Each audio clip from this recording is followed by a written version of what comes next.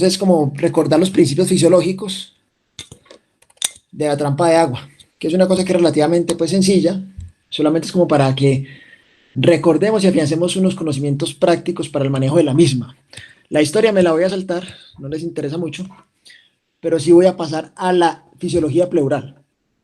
Ustedes tienen que recordar, básicamente, que el sistema respiratorio del ser humano se basa en una presión negativa que hace que el aire pase de la atmósfera hacia el pulmón derivado de una presión de succión o presión negativa, que es como un fuelle.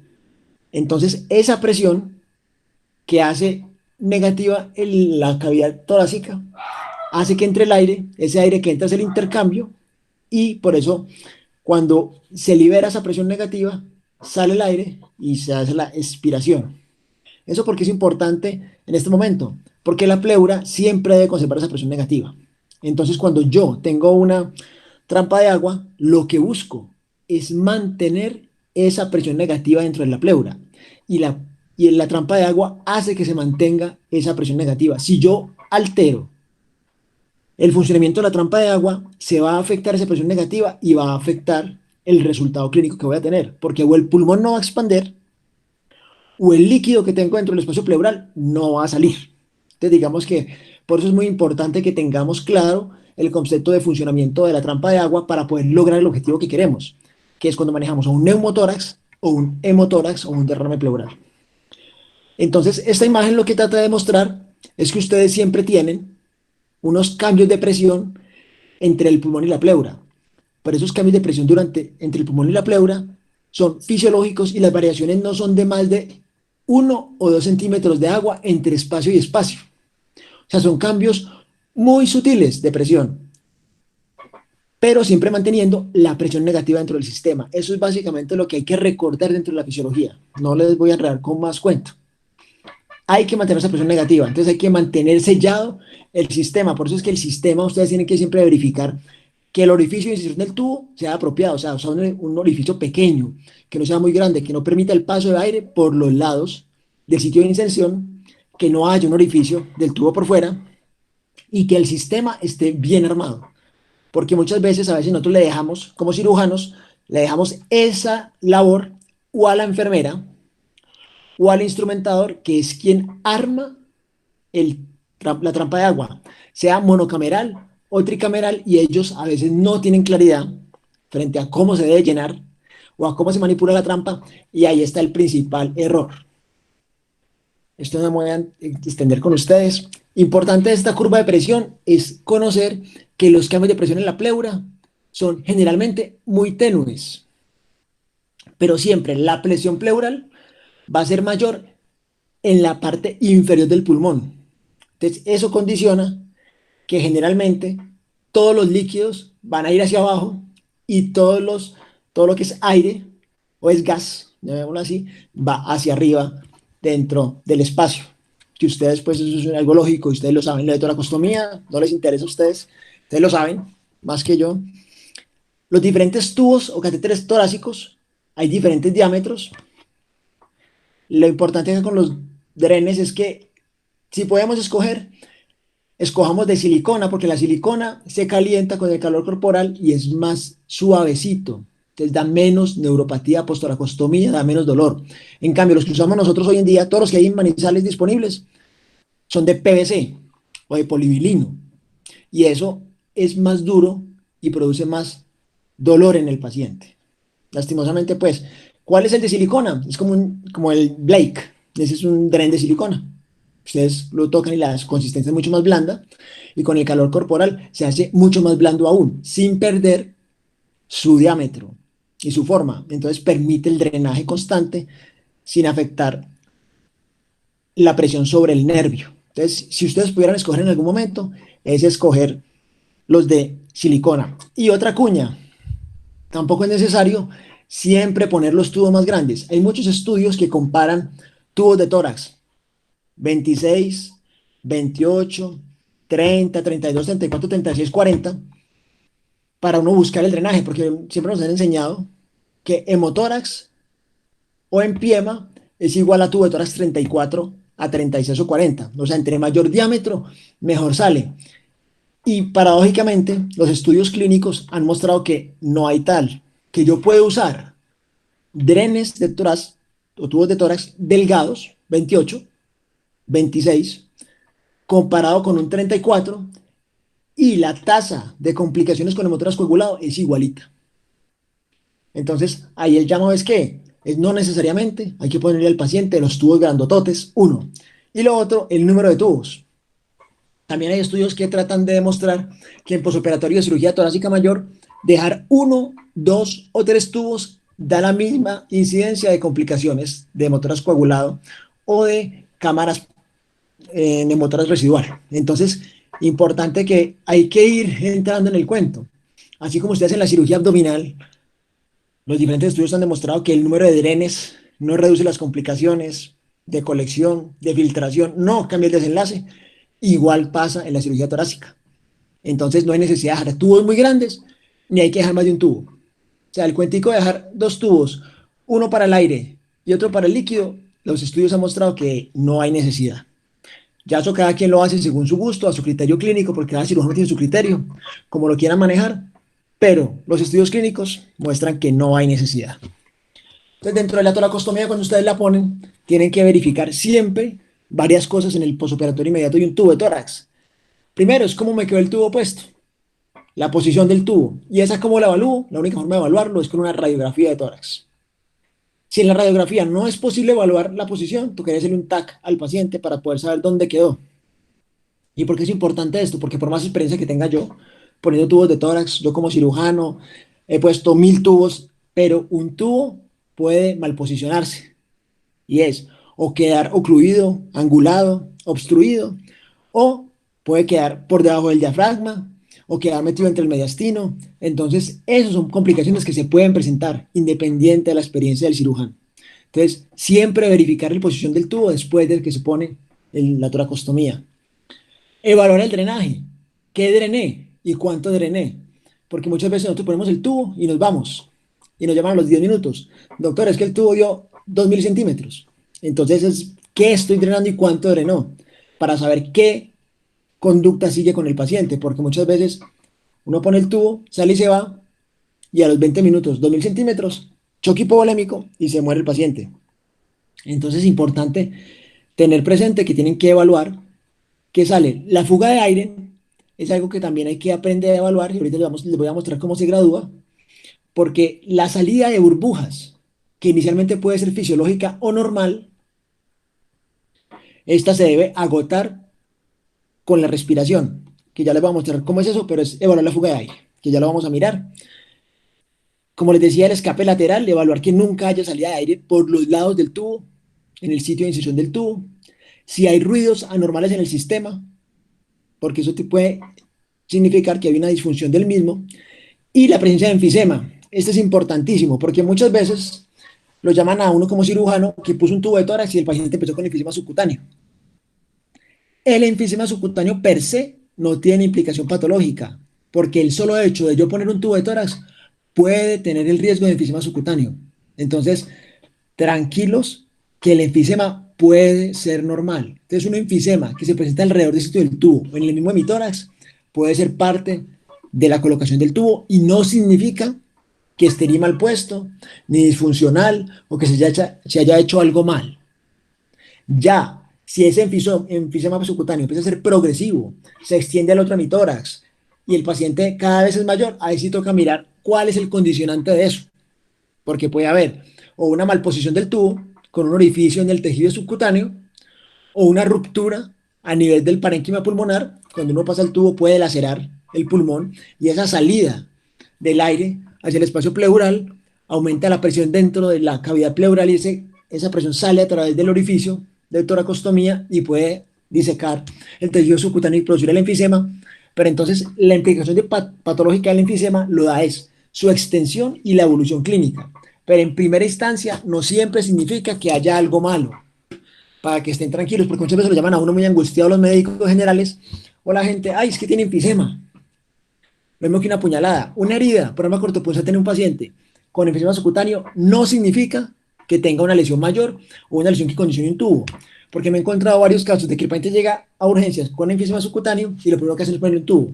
Indicación del tubo, a que tenía enfisema, con una placa normal. El enfisema per se no es indicación de poner un tubo. Otra cosa que hay que evaluar es la causa de no expansión. ¿Por qué no infla el pulmón? ¿Por qué el pulmón no se expandió? ¿Por qué no hubo una adecuada respuesta a la inserción del tubo? Entonces, lo primero que hay que evaluar siempre, como les digo, es la malposición o mal funcionamiento del tubo. Me quedó mal puesto, me quedó ocluido, se obstruyó. ¿Qué pasó dentro del sistema que no está permitiendo que se drene el aire y se drene el líquido que está dentro del espacio pleural? Lo primero que hay que descartar. Que lo otro, el drenaje incompleto, a veces sale parcialmente el sistema. ¿Por qué? Porque la trampa se llena. En la trampa monocameral, y ese es el riesgo principal de la trampa monocameral, es que a medida que va llenando el contenido, eso, la pajilla o el tubo que está dentro de la columna de agua, empieza a tener más resistencia, porque entre más profundo esté la punta del tubo dentro de la trampa de agua, como les voy a mostrar ahora, eso aumenta la resistencia a la salida del líquido, entonces el líquido ya no sale. Por eso las trampas monocamerales están mandadas a recoger, porque usted no puede estar cambiando cada 2 horas el contenido que sale, porque eso no lo hacen las enfermeras así, ya lo hacen es cambio cada turno, cada 12 horas. Entonces usted tiene 12 horas para que la sangre que está dentro se quede adentro y se coagule. Por eso la principal causa de motoras coagulado es el uso de trampa monocameral. Entonces eso hay que empezar a cambiar el chip del uso de esas trampas. Esas trampas no se deben usar. Ahora tenemos un problema pues con los costos en salud. Entonces la gente dice que son más baratas las trampas monocamerales que las tricamerales, pero hablando de costo-efectividad, definitivamente es mejor la tricameral. Otra causa de no expansión es la atelectasia. Y la atelectasia tiene múltiples causas, pero son básicamente 3 mecanismos fisiopatológicos. Uno es la compresión extrínseca. Dos es la obstrucción endobronquial, que es la que ustedes tienen que mirar. Paciente que llega con una puñalada, le ponen el tubo de tórax y no expande y ustedes no le ven una causa evidente, no tiene fuga aérea. El tubo está bien puesto, el sistema está bien organizado y no expande el pulmón. Entonces debe ser que el bronquio por dentro debe tener algo, o sangre, o un tapón de moco, que no permite que entre el aire al pulmón y por eso no permite que se expanda. Entonces, siempre que ustedes tengan la atelectasia persistente, o sea, el pulmón caído, desinflado, colapsado, de manera persistente, y ustedes ya hayan revisado el sistema de manera juiciosa, el tubo está bien puesto, la trampa está bien, el paciente está haciendo su terapia, y nada que infla el pulmón, siempre pensar en lesión endobronquial, y lesión no necesariamente es una herida, sino que tenga un paso de moco, o un paso de sangre, un coágulo, que no permite que ese pulmón se expanda. Entonces, acto seguido siempre es hacer un TAC. El TAC descartó cualquier alteración anatómica, una ruptura de un bronquio o cualquier lesión mayor, siempre seguir con una fibrobroncoscopia para hacer una exploración endobronquial y hacer un lavado bronquial a ver si con eso se logra la expansión pulmonar. Y la otra posible causa es el atrapamiento. ¿Qué es eso? Que el pulmón en su pleura visceral haya estado tanto tiempo colapsado que ésta haya alcanzado a engrosarse. Eso se hace de manera crónica. Pero en pacientes agudos con trauma, lo que pasa es que puede coagularse la sangre encima de la pleura visceral y eso crea una capa que evita que el pulmón se expanda. Entonces, esa puede ser una causa de falta de expansión. Eso es muy difícil de diagnosticar clínicamente. Entonces, la forma de hacerlo básicamente es haciendo una tomografía computarizada contrastada, porque ahí se va a ver el aumento del contraste de la pleura en una porción más una capa gruesa que no capta el contraste. Entonces es hipodensa. Tiene una capa laminar que contrasta y una capa gruesa que no contrasta. La capa laminar que contrasta la pleura visceral y la sangre o el coágulo que está encima es el que no capta, que se ve hipodenso. Entonces esa sería la forma de hacer el diagnóstico en un momento determinado. Las complicaciones del procedimiento del drenaje del tubo de tórax son múltiples, pero básicamente pues son la infección del sitio de toracostomía o infección del espacio pleural, un empiema, el sangrado, al pasar el tubo, ustedes ya lo saben, lesión del intercostal o lesión de los tejidos blandos, lesión pulmonar, de cualquier estructura, el dolor posoperatorio, que se puede manejar pues médicamente con un bloqueo o con analgésicos comunes. La perforación visceral, que no es frecuente, pero se presenta. Y ahí estamos hablando de perforación tanto o del pulmón, o del diafragma, o del colon, o del hígado. Se puede presentar. Eso pues todo está descrito y ya eso es pues variable según la experticia de la persona que está haciendo la inserción del tubo de tórax, el enfisema subcutáneo, como les decía, la fibrosis pleural. ¿Esto por qué es importante? Porque entre más tiempo dejen ustedes un tubo dentro del espacio pleural, mayor inflamación va a haber de la pleura, tanto de la parietal como de la visceral. Y eso va a condicionar una mayor posibilidad de complicaciones. Por eso los tubos de tórax, en lo posible, hay que dejarlos lo mínimo. Entonces la pregunta es, ¿cuánto es lo mínimo? Para un neumotórax simple, por una herida por arma cortopunzante, 48 horas. O sea, un tubo de tórax, 2 días, con eso la mayoría se resuelven. Ese es el tiempo que debe estar. 2 días, máximo 3. Ese es el tiempo que necesita un pulmón sano de un paciente joven que recibe una herida por arma cortopunzante. Si es un balazo, ahí es diferente porque el mecanismo del trauma es diferente y la lesión tisular es distinta, porque eso produce tanto lesión mecánica como lesión por quemadura y requiere más tiempo de cicatrización. Entonces pueden ser 4 días. Y es muy diferente en un paciente con un EPOC o que tiene una enfermedad pulmonar de base en que un pulmón está enfermo, está inflamado, tiene enfisema. Ese pulmón puede necesitar hasta 7 a 10 días de drenaje para poder cicatrizar. Entonces, por eso, ustedes deben tener en cuenta que los tiempos de estancia del tubo dependen mucho del paciente y del tipo de lesión que estamos tratando, que es importante eso. Si tienen alguna pregunta mientras voy hablando, pues por favor la hacen ahí mismo para que le hagamos la vaina como un poquito interactiva. La función del tubo de tórax, ustedes saben que es evacuar aire y líquido, no me voy a detener en eso. Entonces, aquí les voy a hablar de los sistemas. Eso ya es la parte, pues, digamos, que les interesa a ustedes en este momento. Tenemos un sistema básico o monocameral. Esta es la imagen de un sistema básico monocameral, que es que es un frasco que tiene un tubo o una pajilla, o como lo quieran llamar, que siempre está dentro del sello de agua 2 centímetros. ¿Por qué 2 centímetros? Porque esa es la presión que debe vencer a nivel transpleural para la inspiración. Entonces, digamos que esa es la presión que oscila dentro de la pleura, entre el pulmón y la pleura. Son 2 centímetros de agua. Esa es la presión más o menos promedio en que cambia cuando yo inspiro y expiro. Entonces, esos 2 centímetros es, digamos, la normalidad. Cuando yo dejo que empiezas a llenar este de agua, como les decía, o de sangre o de líquido que está drenando, esto va a empezar a llenar. Y a medida que esto llena y se vuelve más alto, esa distancia que se vuelven de 2 centímetros pasa a 8 centímetros porque se llenó, la resistencia aumenta 8 veces. Entonces, por eso es que si la resistencia aumenta 8 veces, el líquido debe salir, si va a salir 8 veces con más presión. Entonces, el paciente, ¿qué tiene que hacer? Hacer más presión intrapleural. Si lo quiere sacar, tiene que toser o hacer terapia respiratoria o incentivo, pero con una presión 8 veces mayor a la que usualmente hace. Y eso no lo logra ninguna maniobra. Entonces, por eso el sistema básico, a medida que se va llenando, ejerce una obstrucción a la salida del líquido. Cuando ustedes van a armar la trampa de agua de manera artesanal, entonces es el frasco con el tubo que entra dentro del sello, se conecta al paciente y tiene esto, que es otro tubito que sale a la atmósfera. ¿Para qué ese tubito? Es para que salga el gas, porque el paciente puede tener una fuga aérea, entonces debe salir el aire. Entonces, si el aire se deja cerrado, y aquí no tenemos esta pajilla que libera la presión a la atmósfera, la presión se va a quedar dentro del frasco, la presión pues del gas, y eso va a crear un neumotórax cerrado. Entonces, por eso siempre el sistema básico va a tener una válvula de escape que es esta. Entonces, cuando ustedes tengan un sistema artesanal, siempre verificar que tenga el tubo que entra al sello de agua con la manguera que va conectada al paciente y verificar que esté la pajilla de liberación de presión.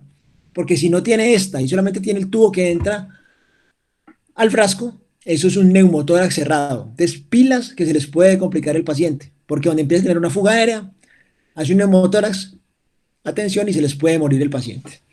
Este era el sistema, primer sistema que apareció, que se llama el sistema pues, básico unicameral. Y después, cuando se dieron cuenta de que la resistencia aumentaba cuando se llenaba, entonces alguien dijo, no, pues vamos a ponerle una cámara recolectora y otra cámara que sea el sello de agua. Y con eso solucionamos el problema de la presión, de la obstrucción a la presión. Y efectivamente, teniendo una cámara que recolecta y otra que es el sello, entonces uno tiene una cámara en la cual el paciente está conectado, sale la sangre, se recolecta en este frasco y el gas pasa de esta primera cámara recolectora a esta segunda cámara donde se libera. Ese básicamente es el sistema bicameral. Ese sistema existió algunos años, más o menos hasta el 80-90, y después ya apareció el sistema tricameral, que fue a alguien se le ocurrió no solamente permitir que tuviera una cámara recolectora, un sello de agua, sino que sumó a este sistema una cámara para la presión negativa, o sea, para acelerar la adquisición de la presión negativa dentro del sistema. Entonces era administrarle presión negativa para que el pulmón se infle más rápido. Porque en cirugía, algún día hacen la prueba o en una cirugía de toracoscopia, cuando uno tiene la cámara dentro del sistema, dentro de la pleura, y uno pone la succión, ustedes ven que al mismo se sube el pulmón, el mismo se infla, así el paciente no esté inspirando, porque esa presión negativa hace que el pulmón se expanda. Entonces, eso es lo que busca. Cuando yo le pongo presión negativa a una trampa de agua, o la succión, es que el pulmón se expanda más rápido y evacuar lo que haya dentro del sistema. Entonces, la trampa tricameral se basa en estos tres frascos. El primero, que es la recolectora, que ya habíamos hablado inicialmente. La segunda, que es el sello, que es la que permite que salga el gas. Y la tercera, que es la que ya permite darle presión negativa o que va conectada al vacío. Esto, en algunos hospitales, digamos, a algunos de nosotros nos tocó ver el paciente con los tres frascos de mayonesa conectados, así como están viendo en la gráfica, andando con un carrito por todo el servicio, porque no había en ese momento las cámaras que tenemos ahora, o las trampas de agua que tenemos ahora, pues comerciales. Esto entonces ya cambió y se unió a esto. Estas tres trampas evolucionaron a esto, que es una trampa tricameral comercial. ¿Qué es básicamente qué? Tenemos una cámara recolectora, que siempre va a la derecha, el sello de agua, que son los 2 centímetros que les decía, que es una medida estándar para todos los sistemas, y la tercera, que es la cámara de control de succión o reguladora de presión, que para nosotros en la mayoría de centros eran cámaras húmedas. ¿Cómo así? Uno le echaba agua y esa cantidad de agua que usted le aplica a ese sistema, que vienen 1 centímetro, 2 centímetros, 10, 15, 20, 25, 30 centímetros de agua, es la presión que va a ejercer sobre el sistema. Entonces, a mayor cantidad de agua que le pongan a la cámara de succión, mayor presión negativa va a tener. Hay que hacer hincapié en que lo que regula la presión dentro del sistema siempre es la cantidad de agua que le ponen, no el valor del manómetro de pared, porque eso es un error que cometen mucha personal de salud cuando está manejando una trampa de agua. La presión no la regula el manómetro. O sea, el reloj que ustedes ponen en la pared que ustedes abren, ese primero está en milímetros de mercurio, que se va de 0 a 300 milímetros de mercurio. Ese no es el que regula la presión del sistema. El sistema, la presión la regula, es la cantidad de agua que ustedes aplican dentro de la cámara de succión. Entonces, aquí tenemos el esquema con un sistema comercial Atrium, que es esta marca comercial, en la cual se ve la recolectora, el sello y el control de succión. Entonces, venga, yo me paso un poquito más adelante de una vez. Esos son los dos sistemas que ustedes tienen en este momento en Manizales y los que hay en la mayoría pues de Colombia, que es el sistema húmedo en el cual usted va llenando esta que es la cámara de control de succión y la llena siempre hasta 20 centímetros de agua. Esta es una cámara húmeda porque usted debe llenar esto para que haya succión con agua y esa agua se puede ir evaporando con el tiempo y hay que estarlo llenando. Y este es un sistema semiseco en el cual hay un sello de agua, que es los 2 centímetros que les decía, pero la succión ya no se regula con agua, sino que es con una válvula, que es esta válvula de aquí arriba. Esta válvula es la que va a regular la presión dentro del sistema. Entonces, uno mueve este reloj, como van a ver ahorita más adelantico. Pero entonces son los dos sistemas que hay. Sistema húmedo, que es porque todo es controlado por cámaras llenas de líquido. Y el semiseco solamente tiene una camarita, que es el sello de agua, que solo es de 2 centímetros, y hasta ahí va el agua que usa. Y hay sistema seco. El sistema seco no lo tenemos aquí, que les voy a mostrar más adelantico, que es un sistema electrónico, en el cual no hay que ponerle ningún tipo de líquido, que ese no lo tenemos en Manizales, pero sí hay en Colombia, en algunos centros como la Fundación Cardiovascular de Bucaramanga y en San Vicente de Fundación, en Río Negro hay de eso. Entonces, cuando ya tenemos el sistema montado en el paciente, hay que tener principios básicos de manejo del sistema. Primero, que siempre la trampa de agua debe estar por debajo del nivel del corazón. Entonces, por eso la trampa de agua trae unos dispositivos para poderse colgar en el borde de la cama, porque el paciente nunca debe tener la trampa al mismo nivel del corazón, porque si no, no drena, porque la trampa drena es por presión y por gradiente y por gravedad.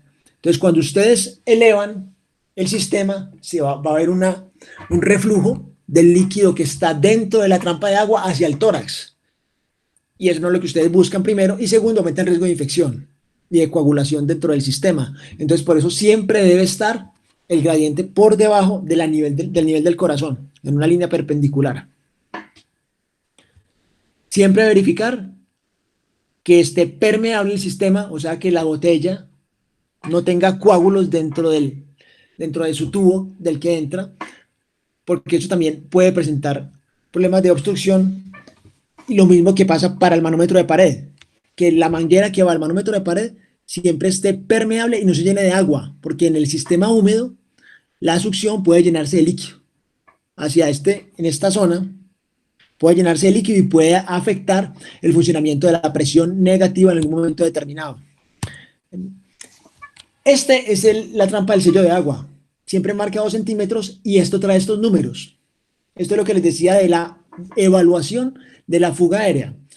Entonces, la fuga aérea uno la gradúa en este momento, es con esto. Entonces uno dice grado 1, grado 2, grado 3, grado 4 y grado 5. Es según la cantidad de burbujas hasta dónde llegan. ¿Y eso para qué sirve? ¿O eso a mí para qué me importa? Porque yo como cirujano tengo un paciente con una herida, una puñalada, y el paciente tiene neumotórax. Le pongo el tubo y tiene fuga aérea grado 2, hoy. Pero en 48 horas es grado 1. Entonces eso indica que la fuga va reduciendo en el tiempo, o sea, está cicatrizando, está mejorando. Pero si en cambio yo tengo una grado 2 y a los 4 días o a los 2 días es grado 5, eso indica que está empeorando. Así yo defino la evolución y tomo conductas frente al paciente. Porque si la fuga aérea va aumentando en los días, eso indica que el paciente hay que intervenirlo quirúrgicamente. El tiempo máximo que uno debe darle a una fuga aérea son 7 días. Si al día séptimo de manejo conservador, que es con el tubo, el paciente no ha mejorado, eso indica que ustedes deben hacer una intervención, ya sea una intervención toracoscópica o una toracotomía, según como se pueda, como tengan ustedes la experticia, pero hay que intervenir el paciente en un momento determinado para poder corregir esa fuga aérea o esa lesión, ya sea bronquial, alveolo pleural o de la zona que esté comprometida. Esto me voy a detener en esto no. Los dos sistemas que les dije. Presión, ¿qué presiones uso? Entonces la recomendación del uso de la presión varía según el paciente en su edad. Entonces, en adultos, la presión en centímetros de agua que se sugiere es 25, menos 25, menos 20 a 25 centímetros de agua. Por eso la mayoría de trampas de agua viene hasta 20, porque es lo que se sugiere normalmente como presión negativa que se puede administrar el sistema. En niños me refiero pues de 14 años a 8 añitos pueden usarse de menos 15 centímetros de agua. Y en niños de menos de 8 añitos, de 6 años, de 6 a 8 años o menores, de 10 centímetros de agua. Esas más o menos son las presiones que ustedes pueden utilizar de manera segura. Yo puedo poner presiones más altas dentro del sistema, pero corro el riesgo de producir lesión al pulmón.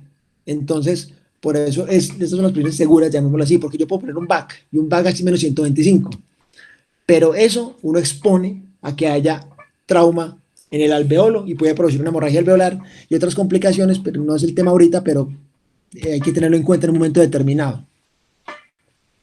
El manómetro, a ver, ¿qué es este? Entonces, el manómetro que ustedes ven siempre es este. Este es el manómetro que tenemos acá. Entonces, normalmente él tiene una válvula de prendido y apagado, o sea, apagado y regulado, y abajo tiene una perilla con la que ustedes regulan la presión. Como les decía, eso va de 0 a 300, pero este va en milímetros de mercurio. Generalmente, la trampa de agua normal solo necesita 50 milímetros de mercurio para funcionar perfectamente. Pero si yo le pongo 100, 150, 200 o más, no importa.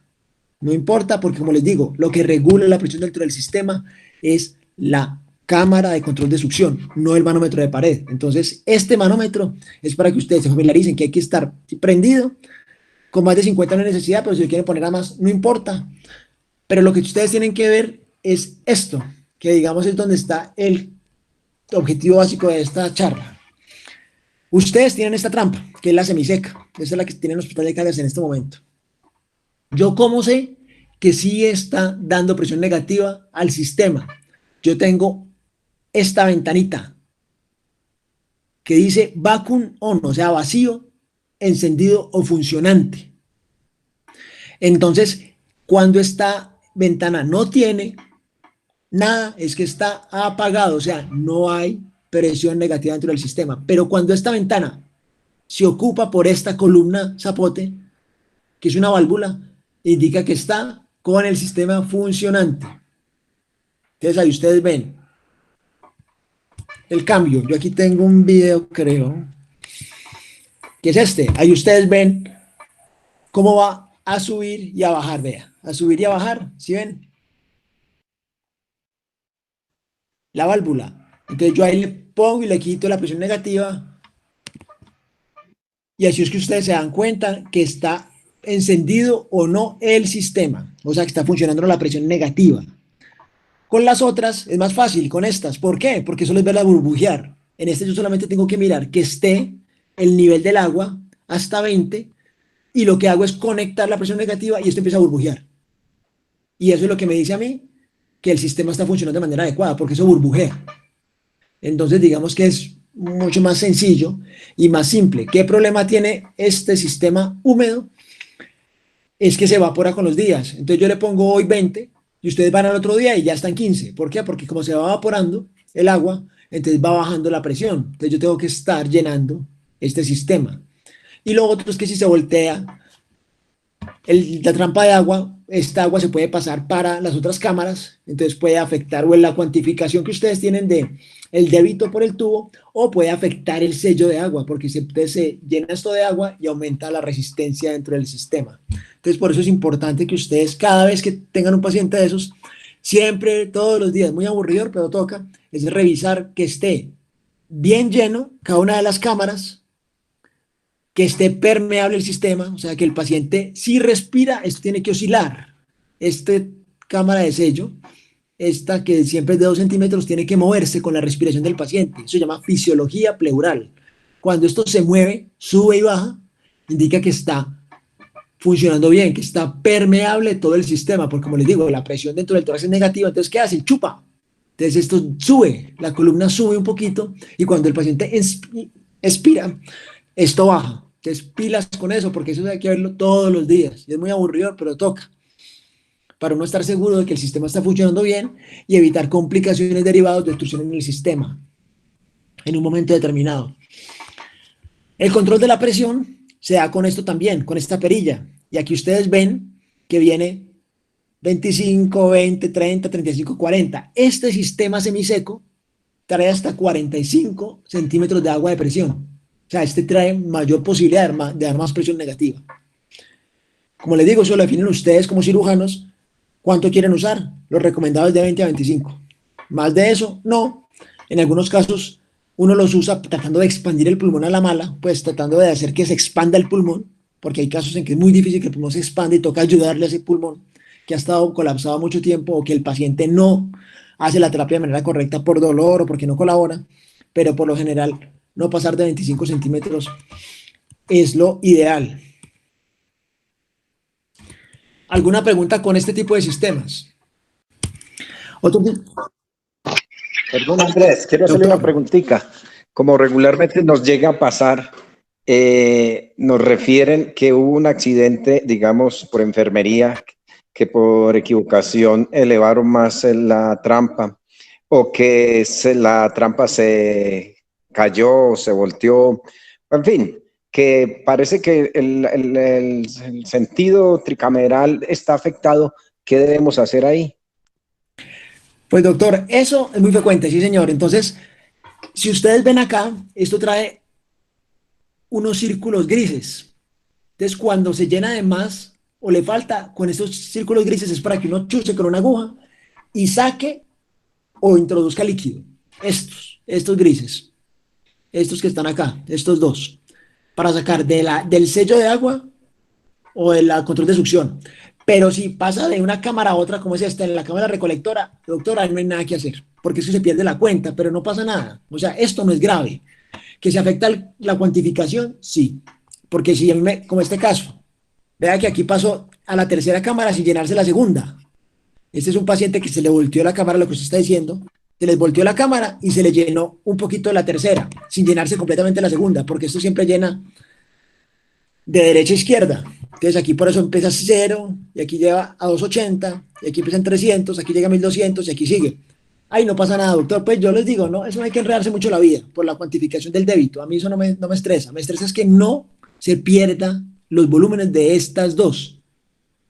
En la de cuantificación no pasa nada, pero si ustedes dejan que el líquido aumente en la del sello, eso aumenta la resistencia y va a evitar que se drene lo que está en el tórax.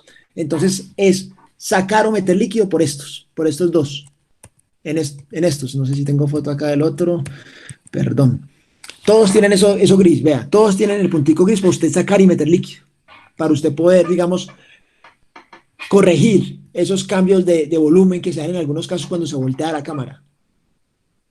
Se hace funcionando este sitio específico. Y usted ahí con eso, con una jeringa de 60 o de 20, usted saca el líquido que sobra o pone el líquido que falta. No sé si me dice entender más o menos. Sí, sí. Pues yo por lo menos le entendí. Gracias, Andrés. Eso es muy frecuente lo que dice el doctor García.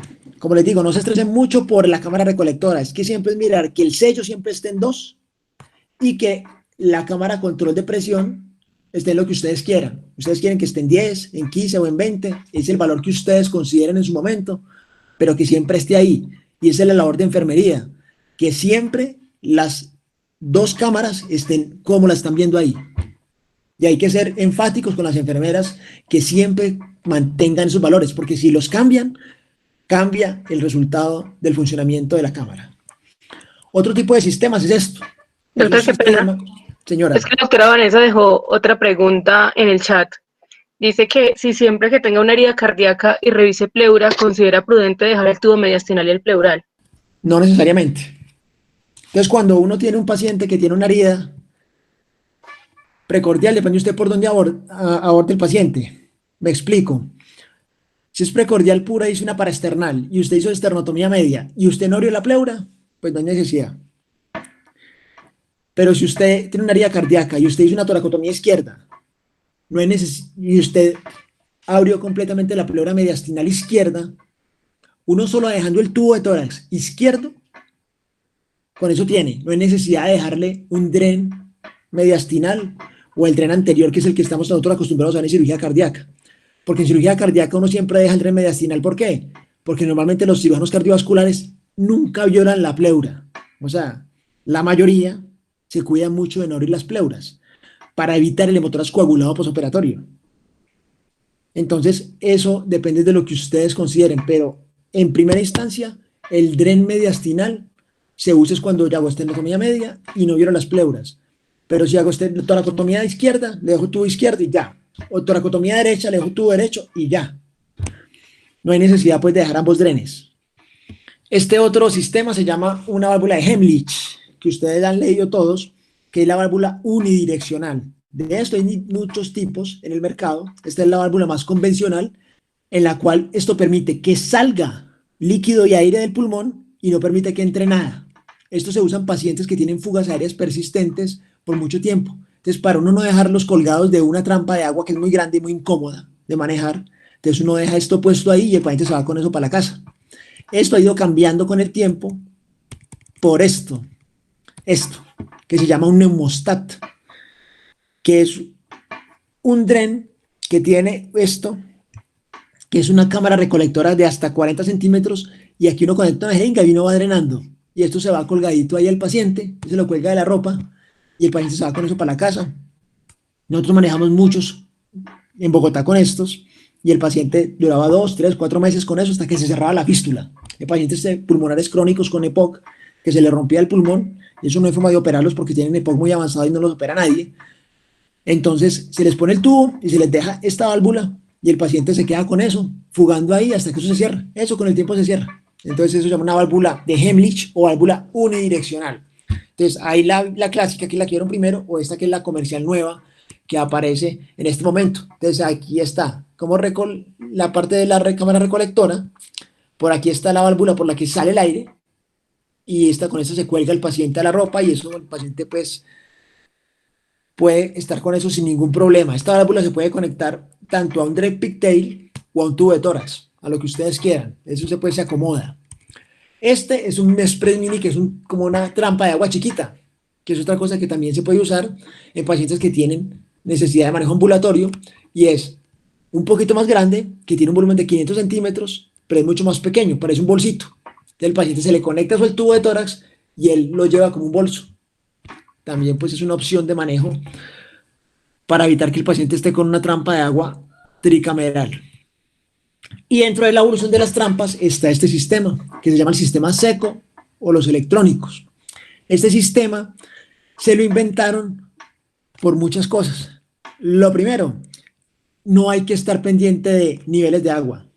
Entonces, uno no tiene que estar pendiente que si la cámara está en 2 centímetros, que si se volteó, que si pasó líquido de un lado a otro, porque esto es como un back. Ustedes van a ver acá que este sistema es como un back. Lo que hace es el sistema, él aspira, si usted le pone presión negativa, él va aspirando en la cámara recolectora, que es como un canister, y la ventaja que tiene adicional es que le cuantifica a usted cada día. Entonces, el sistema le dice a usted cuánto drenó de líquido y cuánto fugó de aire, que es, digamos, para mí la ventaja grande que tiene este sistema, es que le dice a usted, su fuga aérea es de 4 litros por minuto. Se lo objetiviza de manera exacta con un valor.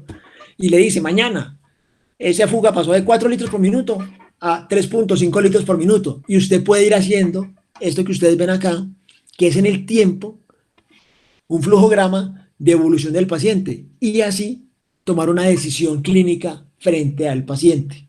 Entonces, digamos que este sistema, que es como un back, tiene muchas ventajas frente a los otros. El problema, pues, ahorita es el costo que tiene frente al sistema convencional, que a mí tampoco me parece tanto. Un sistema de estos cuesta 380.000 pesos.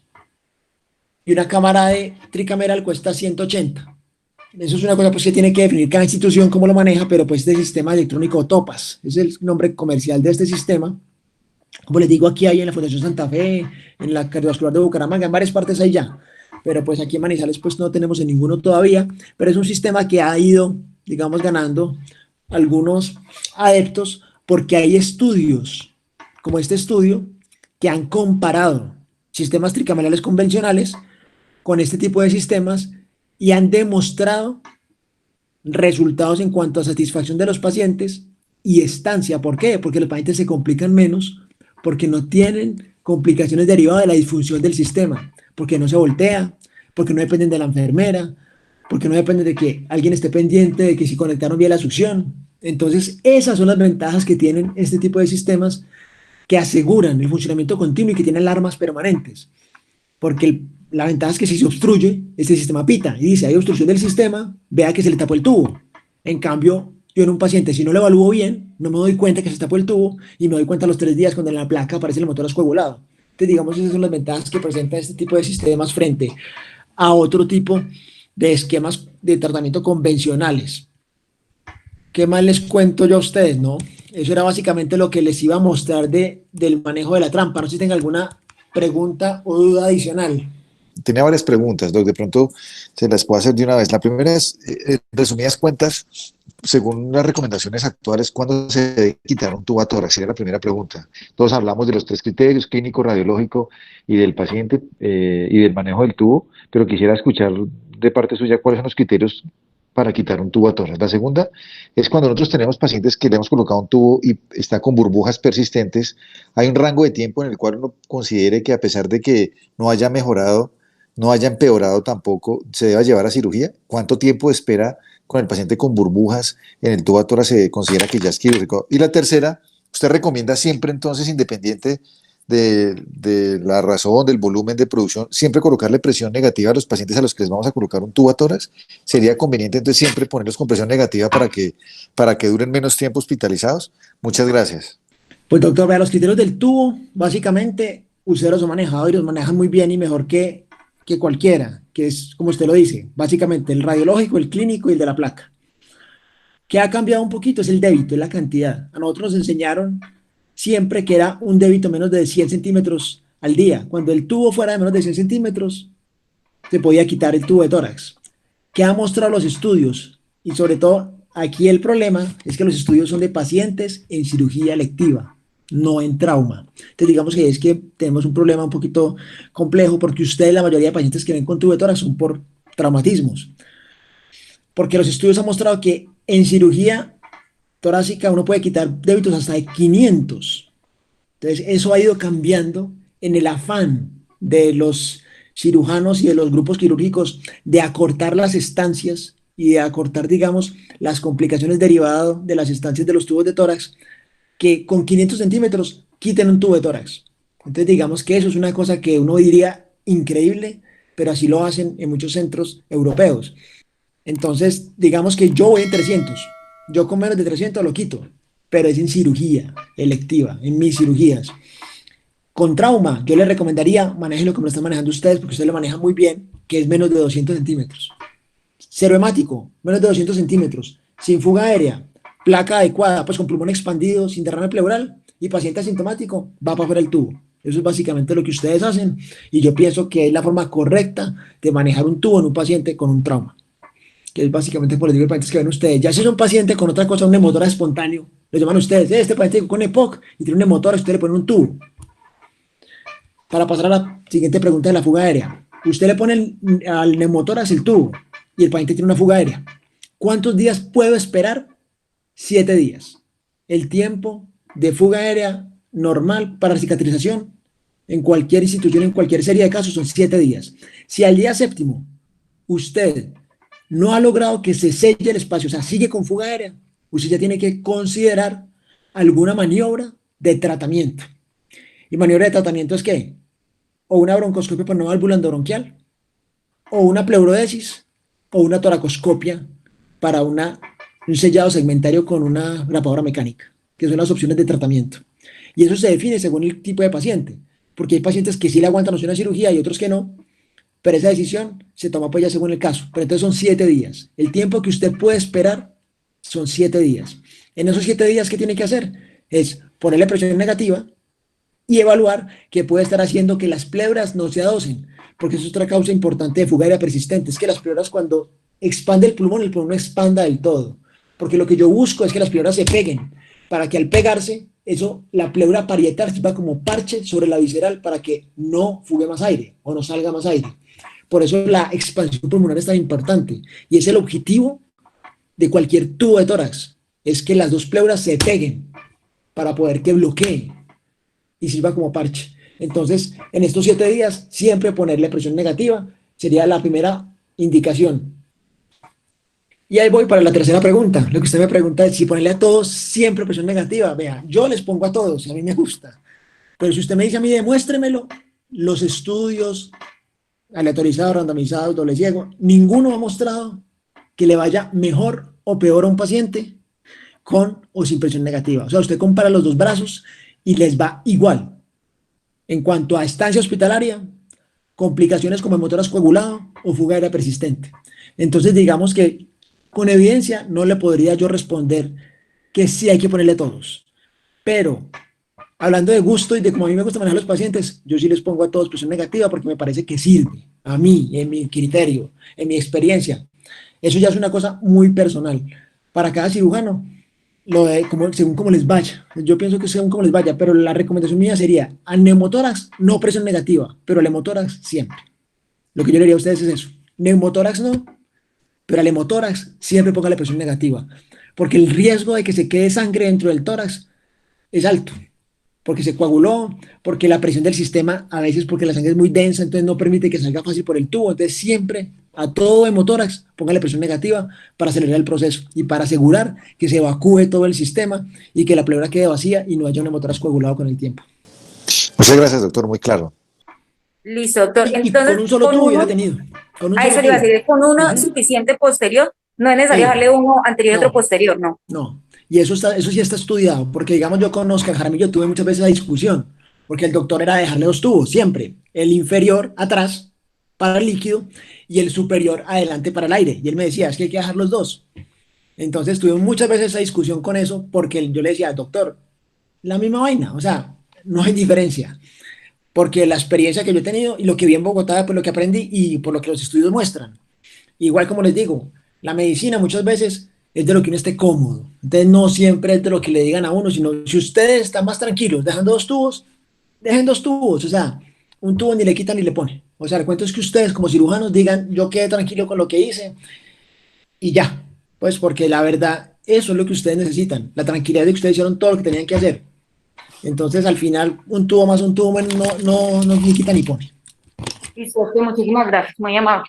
Ven, quedé entendido. Doctor, el doctor Montoya dejó 3 preguntas en el chat. La primera es, ¿cuál debe ser la oscilación correcta de la columna de agua? ¿Cuántos centímetros y cómo interpretarlos? La segunda, ¿cómo debe ser el correcto uso e indicaciones del incentivo respiratorio? Y la tercera, si hay alguna recomendación acerca del sitio de inserción de la toracostomía, cuándo más altas, cuándo más bajas, cuándo más anteriores y cuándo más posteriores. Entonces la oscilación del tubo no existe. Una normalidad. ¿Por qué? Porque la oscilación depende del paciente. Entonces, ustedes tienen acá esta columna de presión en centímetros de agua. Hay pacientes que tienen tanta presión negativa porque tienen tanta fuerza dentro del tórax que pueden levantar toda la columna y subirla toda. En cambio, hay pacientes que la fuerza es mínima y lo mueven solo 2 rayitas, o sea, lo mueven solamente 2 centímetros. Entonces, ¿cuál está más sano o cuál es más correcto? Los dos. El cuento es que oscile, que se mueva. Porque la presión transpulmonar e intrapulmonar depende de cada paciente, de su fisiología, de la cantidad de músculo, del compliance del pulmón, del tamaño de la cavidad torácica. Entonces, digamos que en eso yo decirle que el valor es que se muevan 4 centímetros o 5, no. Eso depende del paciente. El cuento es que eso oscile, porque esa es la fisiología pleural normal, que tiene que oscilar un poquito, que se mueva, mejor dicho. Por eso también es importante que ustedes vean cuando oscila, que hay veces que oscila tanto que cuando cae, al caer duro, hace burbujas. Eso no es fuga aérea. Eso es el sistema por la caída del aire que produce un poquito de gas. Entonces también hay que diferenciar esa oscilación de la columna, diferenciarla de una fuga aérea. Lo del incentivo, el incentivo respiratorio, no se lo han acabado de inventar.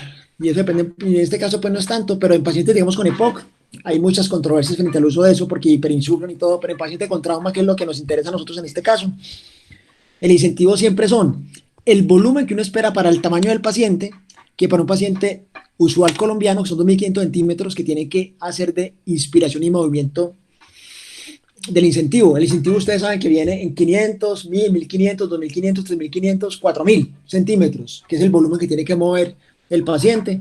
Entonces, que mueva 2.500 mínimo. Hay que decirle al paciente, tiene que mover mínimo 2.500. Y usted le sube la flechita para que el personaje tenga que hacer el esfuerzo. Es que me duele, doctor. Hermanito, le ponemos algo más para el dolor, pero usted tiene que mover mínimo 2.500, porque si no el pulmón no se va a inflar y se va a quedar con ese tubo. ¿Cuánto? Mínimo 10 veces por hora. Y siempre con una pausa de 5 segundos. Porque es otro error. La gente coge y empieza a hacer mucha frecuencia, pero no atrapa el aire. Y yo necesito que atrape el aire. Entonces hay que decirle, tome aire aguántelo y suéltelo. Y ese aguántelo es cuente hasta 5 mentalmente, mínimo. ¿Para qué? Para que eso sirva como un reclutamiento alveolar, que es lo que hace un ventilador mecánico. Cuando usted habla de PIP, usted al paciente le insufla o le pone un volumen tidal, ese volumen tidal entra al pulmón y usted lo que hace con el PIP es mantenerlo adentro y aumentarle un poquito más de presión adentro, para que se recluten los alvéolos y mejore la oxigenación y la expansión. Lo mismo es un incentivo respiratorio. Usted hace que el paciente tome aire, lo aguante y lo bote. Eso es un reclutamiento alveolar. Ese es el objetivo del incentivo. Entonces, mínimo 1500, 10 veces por hora, con la pausa entre una y una, y que deje el aire adentro mínimo 5 segundos. Y la inyección del tubo, eso sí, pues digamos que depende de cada cirujano, pero lo recomendado, si ustedes tienen un cirujano general, pues porque es una persona con experiencia, ojalá lo puedan poner línea medio axilar o línea axilar media en el séptimo espacio. Entre más abajito, mejor. Porque definitivamente lo que le hablábamos con Vanessa, entre más abajo esté, porque la sangre se va para atrás y abajo. Entonces, si yo lo pongo en el quinto o lo pongo muy alto, el tubo siempre va a ir para arriba. El tubo no va a echar hacia abajo en la inserción.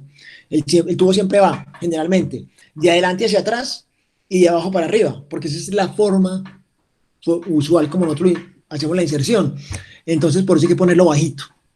Porque si lo ponemos muy alto, va a quedar el receso posterior, no va a quedar bien drenado, y entonces nos va a hacer colección posterior. Entonces, entre más bajito, mejor, pero el sitio ideal es el séptimo, porque más abajo el riesgo de lesión del diafragma ya aumenta un poquito, o que nos quede abdominal, porque ya me ha pasado, uno que otro tubo me ha quedado abdominal, uno no se da cuenta.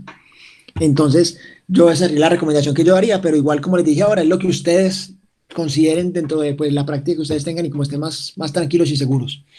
El doctor García pregunta qué concepto tiene acerca de los drenajes de neumotórax menores, qué conceptos de manejo médico, qué opina de los drenes de bajo de calibre tipo subclavio o pigtail para derrames por insuficiencia renal o insuficiencia cardíaca congestiva.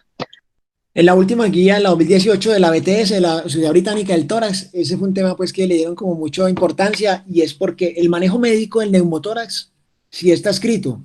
¿En qué se basa? En la línea de separación pleural. La línea de separación pleural es el espacio que queda entre la pleura parietal y la visceral. Antiguamente ustedes uno hacía una cuantificación de ese espacio con 3 líneas, A más B más C, las dividía, y ahí se calculaba un porcentaje. Eso ya no se usa. Lo que se usa ahora es si la separación pleural es más o menos de 1 centímetro. Si la separación pleural es menos de 1 centímetro, se puede manejar médicamente. ¿Qué es lo que dice el doctor? ¿Qué es médicamente? Expectante. Usted al paciente, hágale un control radiográfico a las 8 horas, a las 24 y a las 48 y listo. O póngale oxígeno, tratando de reducir o de nitrogenizar la pleura. ¿Cómo así? Usted cuando le pone una FIO2 alta al paciente, usted cambia el nitrógeno por oxígeno, entonces se absorbe más rápido el neumotórax. Pero eso es un 1% al día. Entonces digamos que no es mucho pues, lo que ayuda, pero pues algo ayuda. Pero entonces el manejo médico en pacientes que tengan un neumotórax de menos de 1 centímetro de separación pleural y que no tengan enfermedad de base. ¿Cómo así? Eso sí es importante, que no tengan enfermedad pulmonar de base. Eso háganlo en un paciente que no tenga el pulmón enfermo. ¿Por qué? Si yo tengo un paciente con un EPOC... Y que no esté intubado, ¿cierto? Sí, señor. O sea, ningún paciente con intubación se puede manejar médicamente. Ninguno. O sea, o con presión no invasiva. Lo que dice el doctor Buritica es fundamental, porque si ustedes se exponen a que le crezca en un momento a otro y llegue un neumotórax de tensión y se muera. Entonces, cualquier paciente con neumotórax, con cualquier neumotórax de cualquier valor, que esté con presión positiva, nada, lleva tubo. Eso sí, pues no lo duden, porque se enreda uno después con un caso con un neumotórax de tensión. Y lo del pulmón, o sea, que no tenga enfermedad pulmonar de base, ni una fibrosis pulmonar, ni un EPOC, una enfermedad pulmonar de base, también hay que ponerle tubo. Y en cuanto al derrame en la falla cardíaca y en la falla renal, eso es otro tema que es complejo, porque los estudios han mostrado que el derrame pleural en falla cardíaca solo se maneja si es sintomático. Entonces ahí empieza Cristo a padecer, porque a los internistas y a los intensivistas les estorba mucho el agua. Ellos ven un derrame y lo quieren drenar, a la buena o a la mala.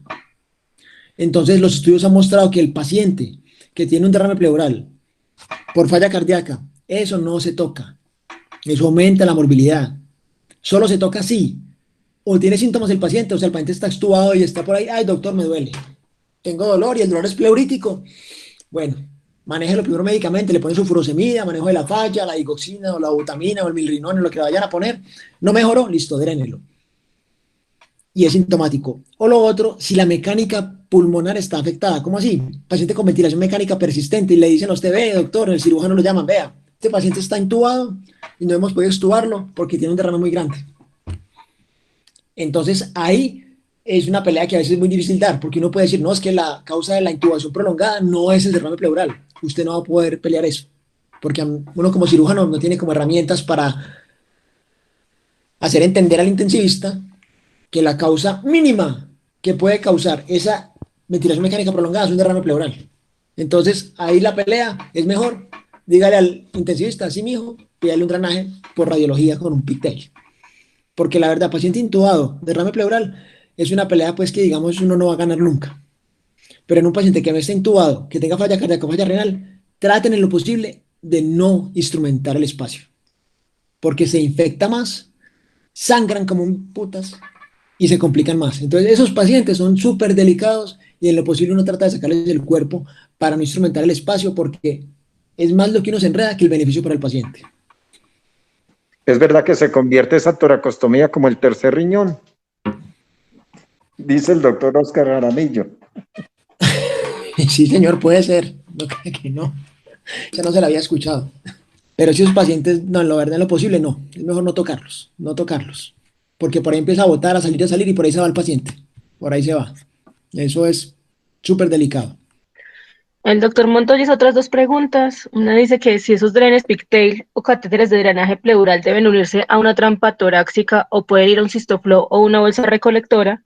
Y la otra es cuáles deben ser los correctos criterios de retiro de una toracostomía y cuál es la mejor técnica para hacer el retiro. Usted puede conectar un tubo de tórax a un cistoflo. ¿Con qué riesgo? Con lo que hablábamos ahora. ¿El cistoflo tiene válvula de drenaje de aire? No. Entonces usted está convirtiendo el espacio en un sistema cerrado. Entonces, si el paciente tiene una fuga mínima de aire, el cistoflo se infla, pero se infla hasta un punto. Y después, todo lo que bote de aire es un motor a tensión. O sea, está cerrado el sistema. Entonces, no es prudente, porque si usted conecta ese paciente, ahí bota el líquido, pero él tiene una capacidad de 1500 centímetros. Cuando llene eso, ya el sistema se cerró y el paciente puede hacer una falla respiratoria por una motora a tensión. Entonces, no es recomendable. La verdad no es prudente. Y en cuanto a los criterios, pues lo que hablábamos ahora, y la técnica de retiro, eso es otra pelea con todo el mundo, y hay estudios muy lindos comparando la inspiración y la expiración con el retiro del tubo, y no hay ninguna diferencia. O sea, uno al paciente le dice, tome aire, y saque el tubo, o bote el aire, y saque el tubo. No importa, es igual, lo que ustedes quieran. Si les gusta en inspiración o en expiración, es la misma vaina. Los estudios han mostrado que no aumenta la incidencia uno u otro del neumotórax. Entonces, digamos, yo el tubo lo quito de una sola y ya, yo no le digo al paciente nada, ni siquiera le aviso. Yo le digo, mira, y le saco el tubo de una sola. Lo importante es que el paciente no haga esfuerzo respiratorio en el momento en que usted le vaya a quitar el tubo. Pero es que si usted le avisa al paciente, ya le voy a quitar el tubo, el paciente está pendiente del jalón y del dolor. Entonces, el paciente mismo, cuando él siente el tirón, de una inspira y él cuando inspira va a hacer que entre aire. Entonces yo por eso generalmente ya no les aviso. Yo cojo el tubo y los jalo de una. Yo no les aviso y así.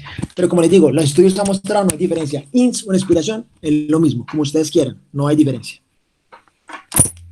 Entonces que queda bien ocluido, ¿no? Y dentro de la oclusión, otra cosa que ustedes hacen mucho, que no está bien hecha o no se la recomiendo, es ponerle vaselina. La vaselina es una grasa, es una base oleosa. Y la grasa, esa base oleosa, aumenta el riesgo de infección, porque la grasa alimenta las bacterias. Entonces, como la toracostomía estuvo abierta y estuvo expuesta al medio, eso está colonizado. Si usted le pone grasa, eso es alimento para la bacteria, entonces se le infecta. Con que ustedes pongan una gasa bien doblada con espadrapo, con eso tiene, y no hay necesidad de ponerle nada, ni furacin, ni vaselina, ni nada. Y eso es mejor que quede sequito, porque el ambiente húmedo aumenta la proliferación bacteriana. ¿Me escuchan? No, señor. Profe, Te iba a preguntar una cosa con respecto al manejo expectante. Si uno lleva a un paciente a un manejo expectante, pues los diferentes reportes de casos dicen que uno le puede tomar la placa 8 horas no encuentra nada, puede dar salida al paciente. O sea, con ese criterio, ¿cuál sería el mejor manejo? ¿Hacer una radiografía seriada o simplemente si no hay cambios dar egreso? O sea, ¿tenemos algún sustento o son solamente reportes de casos?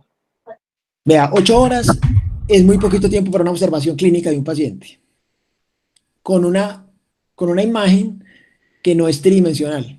¿Cómo así? Te viene el principio del neumotórax oculto, porque yo puedo tener un neumotórax que se ve en un tag de tórax y no se ve en una radiografía. Entonces, digamos que limitación tienen esos estudios, que como hay pacientes que pueden tener neumotórax, pero ser asintomáticos, usted le hace a las 8 horas la placa y usted la ve igual y lo deja ir así. Y el paciente puede que no vuelva, pero eso no le dice a usted que el paciente no lo mete con el tipo de neumotórax. Entonces, digamos que yo eso sí no lo recomendaría. Pues yo eso no lo hago y no se lo recomendaría, porque igual las series que hay todavía de esos reportes de casos no son series muy grandes y no comparan a largo plazo, no hacen seguimiento del paciente. Ellos no lo llaman a los 15 días, venga, hágase una placa, a ver qué quedó, o venga, hagámosle un TAC, a ver qué pasó. Eso no lo han hecho así. Ellos solamente lo hacen con síntomas, con escalas de síntomas y radiografía simple. Entonces a mí me parece un poquito temerario hacer eso así, porque es que el día que se complique uno, con uno solo que se complique, a uno se le arregla la vida. Porque se le muere un paciente a usted, hermano, y se lo cobran. Entonces, digamos, yo no recomiendo eso, no lo haría nunca. Pues me daría miedo. No sé, pues, si alguien tenga experiencia en eso acá en Colombia, así 8 horas y váyase, pues no conozco el primero. Pero yo no lo recomendaría, la verdad. Si puedo hacer una acotación ahí, me gustaría. O la ecografía, eso es otra cosa que uno podría hacer, pues, el que lo maneje. Una ecografía es una alternativa que, digamos, ahorita están usando mucho, y es hacer un ecofaz, pues, ver cómo se desliza la pleura, cómo es la línea de separación y saber. Pues con varias cosas. Una acotación, una pregunta, sobre todo con lo último que usted está diciendo. Esa recomendación que habla Erne, eso salió en las guías S3 de Alemania de las del 2019 de los españoles, pero es para neumotórax espontáneo primario. Entonces, ellos lo que hacen es que drenan el paciente, para ellos la medida es aspiración, la medida inicial, hacen aspiración y posteriormente hacen una tomografía. Entonces en la tomografía descartan el secundarismo. Y después de eso, entonces ya de aspirado, lo vigilan durante 8 horas, y a las 8 horas le hacen una placa y lo citan en 7 días. Y en esos 7 días se hace control de síntomas telefónico. Entonces por eso es que ellos lo plantearon así. Eso está en las guías S3 alemanas. Bueno, eso como para ahí acotar. Y la segunda es que precisamente hay un estudio de seguimiento de neumotórax, eso es de neumotórax espontáneo, de resolución del neumotórax con ecografía pleural.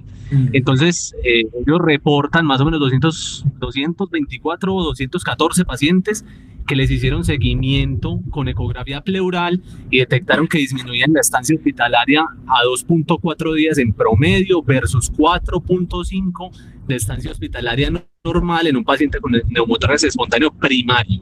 Y en los secundarios, ¿cierto?, que no necesitaban cirugía, entonces la reducen más o menos 3 días. Entonces yo no sé, ¿usted qué experiencia tiene o qué piensa al respecto del seguimiento del neumotórax y el manejo del tubo basado en ecografía? Pues hablando en este momento de point of care y demás. No, la ecografía es una herramienta mucho mejor que la radiografía, porque usted le dice exactamente cuánto se separa la pleura en tiempo real. Usted puede cambiar la ventana según el sitio, porque yo puedo tener neumotórax superiores y no inferiores, y ustedes pueden ir jugando con el transductor por todo el proceso. Lo que sí toca tener es una persona entrenada, porque la ecografía pleural no es tan fácil. O sea, la gente dice, si vea las dos pleuras cómo se deslizan, y vea el signo del sol naciente, y eso le echan unos cuentos, pero eso uno lo ve, pero después que hágalo solo, no es tan fácil, pero sería un método supremamente útil en una persona que lo tenga en entrenamiento. Digamos, yo no sé hacer esa vaina, nunca he tenido la oportunidad de aprender, pero es algo que hay que considerar. Lo otro, el neumotórax espontáneo, depende en quién sea. Por lo que usted decía, una cosa es tener un neumotórax espontáneo primario en un paciente sano, y otra cosa es tenerlo en un paciente con enfermedades. Entonces, digamos, Depende mucho de lo que ustedes como lo quieran manejar. Pero en este momento, nuestro sistema, yo pienso que no está para hacer ese tipo de manejos. ¿Por qué? Porque nosotros la accesibilidad del sistema no es adecuada, porque el seguimiento con la ecografía no lo podemos hacer todos a toda hora, porque el acceso del personal sanitario al paciente, digamos, haga el seguimiento telefónico de un paciente a veces en nuestro medio, es un cuento. Entonces, ese problema lo tenemos nosotros en nuestro medio, es porque el sistema no está estructurado para eso. Los europeos tienen un sistema muy bien organizado, tienen los pacientes muy bien sectorizados, entonces digamos que por eso ellos tienen la oportunidad de acortar mucho las estancias, porque ellos tienen unos sistemas muy robustos y muy bien cimentados. Nosotros acá no tenemos forma de esa vaina. Digamos, ahorita el objetivo del hospital está hacer hospital día, que uno podría hacer eso en un hospital día. Decirle al paciente vaya para su casa, duerma en su casa, y venga mañana y le hago una ecografía de control. Y yo le dejo el tubo puesto, o le dejo el pigtail puesto, y venga mañana. Eso era una forma de hacer las cosas, y así uno corta la estancia hospitalaria. Pero entonces, eso tenemos que empezar a madurarlo. Nosotros apenas vamos a empezar en eso, en el hospital. Pero en otros centros, más difícil. Entonces, por eso ustedes tienen que mirar dónde están trabajando, porque ese tipo de trabajos lo hacen en instituciones que tienen lo que usted contó, efectivamente. Yo tengo ecografía diaria, tengo forma de llamar al paciente y de localizarlo, pero es que no es que vive en tal parte, hay forma de seguirlos de manera específica. Pero eso, ¿y cómo se da uno cuenta? Digamos, pacientes de Giovanni que uno opera de hernia, encuéntrenlos después. Es un complique porque el teléfono no es, o porque el paciente cambió de domicilio, o porque cambió de asegurador. Se nos ha vuelto un complique hacer el seguimiento de los pacientes. Entonces, eso yo pienso que no me permite a mí, por lo menos, dejar con tranquilidad ir a un paciente para hacer un seguimiento a ese tipo de pacientes, porque es que la complicación es un neumotoras, una falla respiratoria y la posibilidad de muerte. Entonces, yo en eso sí soy más tímido, digamos, yo en eso sí soy un poquito más temeroso, más miedoso. Se me permite una pregunta adicional, pues ahí, ¿qué piensa? Pues han salido muchos metaanálisis en los últimos años sobre el diámetro del tubo, ¿no? Sobre todo pues basados en neumotórax, pues en neumotórax traumático casi no hay estudios, aunque hay algunos reportes pues de utilización de sondas de menos de 14 French con iguales resultados. Pero digamos que usted qué piensa en su experiencia al respecto del diámetro del tubo, porque digamos en Manizales habitualmente utilizamos 28 en la gran mayoría de casos, hay algunos casos en particular que se utilizan, algunos cirujanos sondas 20, pues que también estaría correcto, pero no sé usted qué piensa sobre esos diámetros. Eso lo hablábamos ahora al principio, y yo les decía pues que efectivamente, como usted lo escribe, no hay diferencia en diámetro mayor o menor. El problema ahora, digamos, yo quiero virar al Blake, yo quiero dejar de poner tubo de tórax y empezar a poner Blake en el posoperatorio de cirugía torácica. El problema ha sido el costo, convenza pues al asegurador de que asuma el costo, pero digamos... Que se tapan, ¿no? Se tapan bastante. Sí, pero se tapan, pero sin impactar en el desenlace, que es lo que más llama la atención. A usted le dicen, se tapó más, sí, pero eso aumentó la estancia, las complicaciones de la reintervención, no. Que es que eso es lo que le llama la atención, y eso es lo que uno ve, porque eso es la experiencia, digamos, de la gente en Bogotá en la fundación. Ellos ponen Blake, ellos no ponen tubo de tórax en cirugía electiva, y entonces uno dice, venga, se les tapa más, pero no cambia la incidencia de reintervención en motoras coagulado o estancia hospitalaria.